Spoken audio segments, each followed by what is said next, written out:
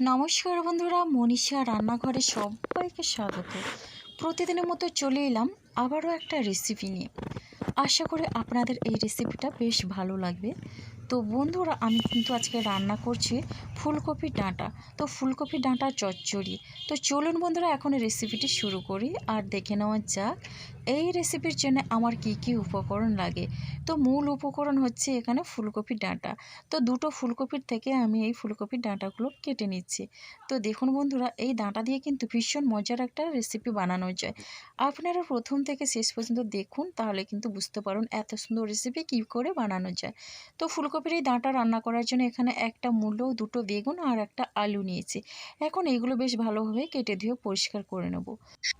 প্রথমে ফুলকপির ডাঁটাগুলো এইভাবে আমি ছাড়িয়ে নিচ্ছি। তো এখন আমি এই ডাঁটাগুলো দেখুন কেটে নেব। তো একটা ডাঁটা থেকে আমি এরকম দু টুকরো করে মোট 4 টুকরো করে নেব।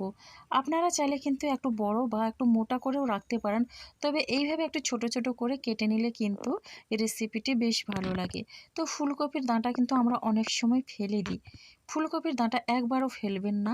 এই রেসিপিটা একবার ট্রাই করার পরে কিন্তু, একবার খাওয়ার পরে আপনারা কিন্তু কোনোদিন ফুলকপির ডাঁটা ভুল করেও ফেলবেন না। এটা আমি গ্যারান্টি দিয়ে বলতে পারি। তো দেখুন বন্ধুরা, ফুলকপির ডাঁটাগুলো এইভাবে করে কেটে নিয়েছি। তো আর এখানে আমি নিয়েছি দেখুন আলু।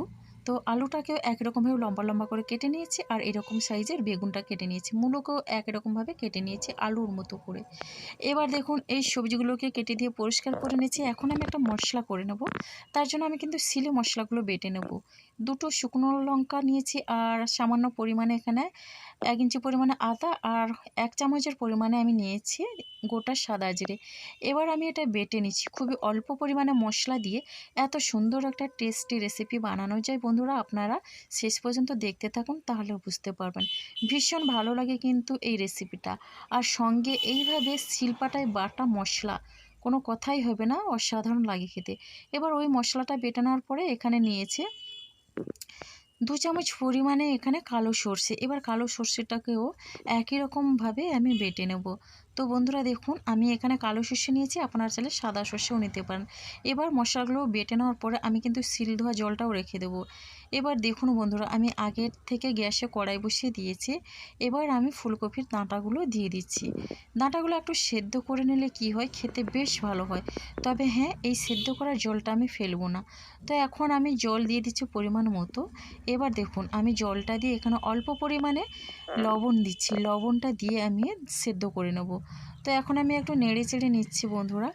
আর এইটা নেড়ে চেড়ে কিন্তু আমি ঢাকনা দিয়ে 5 থেকে 7 মিনিটের মতো সেদ্ধ করে নেব মিডিয়াম ফ্লেমে।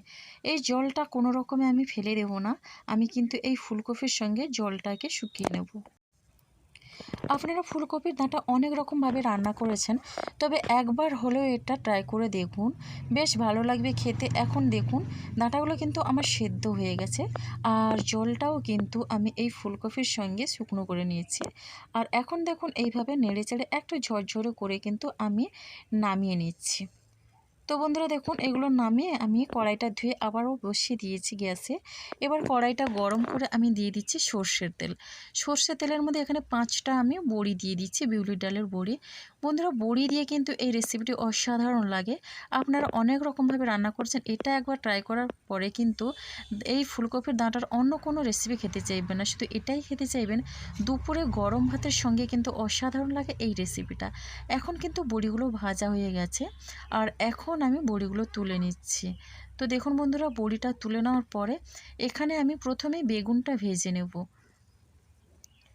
তো সবগুলো বেগুন আমি দিয়ে দিলাম, আর এই বেগুনের মধ্যে আমি কোনো রকমে এখন হলুদ গুঁড়ো কিংবা লবণ দিচ্ছি না। শুধুমাত্র তেলের সঙ্গে এই বেগুনটা দিয়ে বেগুনটাকে একটু লাল করে ভেজে নেব। তো এইভাবে কিন্তু নাড়াচাড়া করে বেগুনটাকে ভেজে নিতে হবে। আর এই বেগুন ভাজার জন্য কিন্তু বেশি সময়ের প্রয়োজন হয় না, অল্প কয়েক মিনিটের মধ্যেই কিন্তু বেগুনগুলো ভাজা হয়ে গেছে। আর এখন আমি বেগুনটা ভেজে তুলে নিচ্ছি। আর ওই তেলের মধ্যে এখন আমি দিয়ে দিচ্ছি দেখুন মূলো। তো মূলো আর আলু আমি একসঙ্গে ভেজে নেব। সবজিগুলো ভেজে রান্না করলে কিন্তু দারুণ লাগে খেতে। এবার আমি মূলোর সঙ্গে দিয়ে দিচ্ছি আলু। আলু মূলো আমি একসঙ্গে ভেজে নেব। এখন আমি দিয়ে দিচ্ছি অল্প পরিমাণে লবণ। এবার লবণটা দিয়ে বেশ ভালোভাবে নাড়াচাড়া করে কিন্তু আলু আর মূলোর সঙ্গে মিশিয়ে নেব। তো বন্ধুরা আপনারা সবজি ভেজেও রান্না করবেন, দেখবেন বেশ ভালো লাগবে। আর এখন আমি ঢাকনা দিয়ে এখানে 3 থেকে 4 মিনিটের মতো লো ফ্লেমে রান্না করে নেবো। এতে করে কিন্তু সবজিগুলো সেদ্ধ হয়ে যায় আর ভাজাও বেশ ভালো হয়ে যায়। আর এখন আমি ঢাকনা খুলে মিডিয়াম ফ্লেমে নাড়াচাড়া করে মূলো আর আলুটাকে একটু লাল লাল করে ভেজে নিচ্ছি। সবজিগুলো ভেজে রান্না করলে কিন্তু দারুণ টেস্টি হয়। আর এখানে কিন্তু পুরো রান্নাটাই আমি সর্ষের তেলেই করছি। আপনারা চাইলে এখানে সাদা তেলেও করতে পারেন। এখানে কিন্তু আলু আর মূলো 50% মতো সেদ্ধ হয়ে গেছে। এরপরে এখানে আমি ওই সেদ্ধ করে রাখা ডাঁটাগুলো দিয়ে দিচ্ছি। তো ডাঁটাগুলো দিয়েও একই রকমভাবে এখানে মিনিট 2 মতো নাড়াচাড়া করে ভেজে নেব। তাহলে কি হয়, ডাঁটার মধ্যে যে কাঁচা গন্ধ থাকে সেটা কিন্তু চলে যায়। আর এই পদ্ধতিতে একবার হলেও আপনারা ট্রাই করবেন।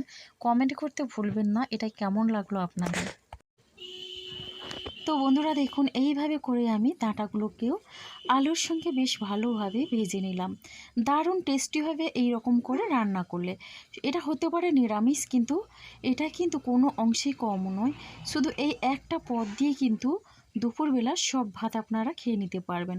তো এই ডাঁটা আলু আর মূলো ভেজে নেওয়ার পরে আবারও দিয়ে দিচ্ছি সর্ষের তেল। এবারও তেলটা গরম হয়ে যাওয়ার পরে এখানে 1 চামচ পরিমাণে দিয়ে দিচ্ছি 5 ফোড়ন।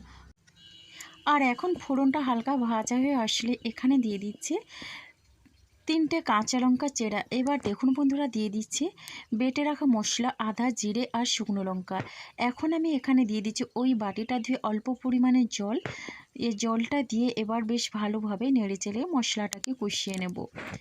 এবার আমি কিন্তু আমার সবজির অনুপাতে এখানে মশলাটা দিয়েছি। আমি কিন্তু অল্প মশলায় রান্না করব।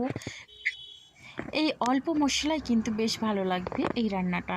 তো দেখুন বন্ধুরা এখানে কিন্তু জলটা দিয়ে 20 সেকেন্ডের মতো আমি এটা নেড়েচেড়ে এখন আমি দিয়ে দিচ্ছি দেখুন একটা মিডিয়াম সাইজের টমেটো। আর টমেটো এইভাবে লম্বা করে কেটে নিয়েছি। এবার আমি টমেটোর মধ্যে দিয়ে দিচ্ছি এখানে স্বাদ অনুসারে লবণ। আমি কিন্তু এই রেসিপিতে আর লবণের ব্যবহার করছি না, যেহেতু আগে আমি আলু মূলোটা অল্প লবণ দিয়ে ভেজে নিয়েছিলাম আর ডাঁটাগুলোকেও সেদ্ধ করে নিয়েছিলাম। এবার আমি লবণটা দিয়ে বেশ ভালোভাবেই নাড়াচাড়া করে নিচ্ছি। তাহলে কিন্তু দেখবেন বন্ধুরা লবণ দিলেই কিন্তু এই টমেটো খুব সহজেই গলে যাবে।